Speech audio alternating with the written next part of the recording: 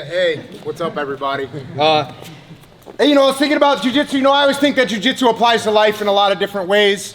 And one of the ways that it applies is in jiu-jitsu, if you try and force a move, it's probably not gonna work, right? If you grab onto that arm and you start pulling it, it's probably not gonna work. They're gonna defend it. And I recently learned a term that shows how that same theory applies to interacting with other people. The term is psychological reactance. And what that means is when you try and force somebody to do something, they don't want to do it. They don't want to do it. So if you have people that work for you and you say, hey, you got to do it this way, their natural reaction is going to be like, I don't want to do that. And so what you have to do is you have to set things up in a way that they figure it out for themselves. And they start to realize, oh, this might be a better way to do it. And this works with the people you work with if you're in a leadership position. It also is true with your family. And I know this is true with my family. And with my family, I had my kids, when they were little, I had my kids training 7 days a week, jiu-jitsu. That's borderline child abuse, if not full-on child abuse. 7 days a week they were training, and of course, it's not fun. I'd put them into tournaments whether they wanted to or not. When I put them in tournaments, I'd put them in up a weight class, up an age group, up a belt level.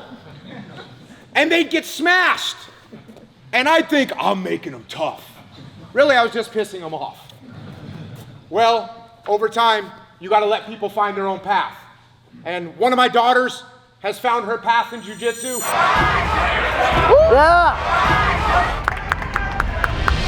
She's been training really hard. She's been up at college training at Paragon, the Paragon crew up in SLO, and it's a great crew, Chris and Mallory up there.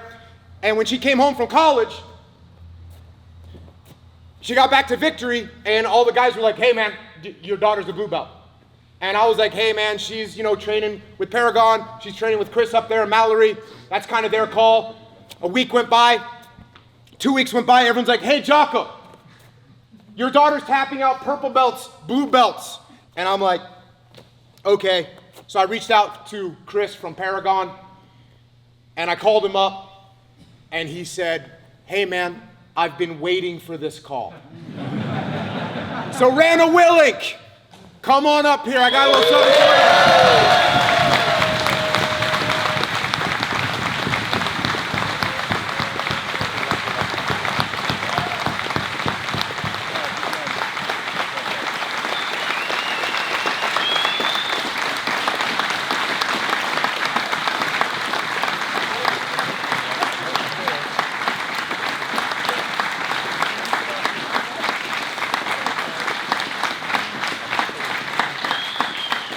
I'm not crying, you're crying.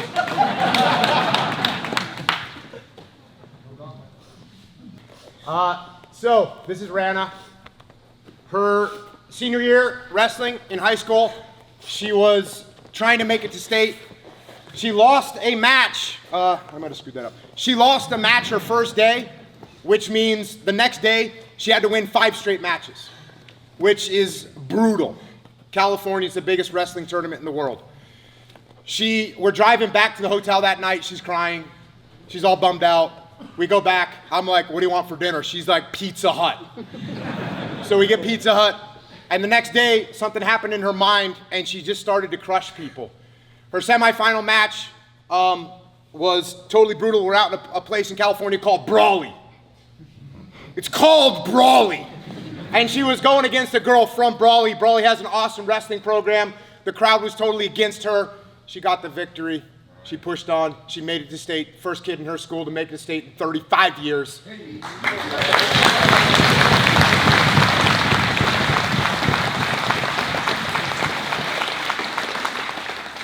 I always say jiu-jitsu is the most important thing you can give to your kids. I'm happy you're on the path, girl. Right on.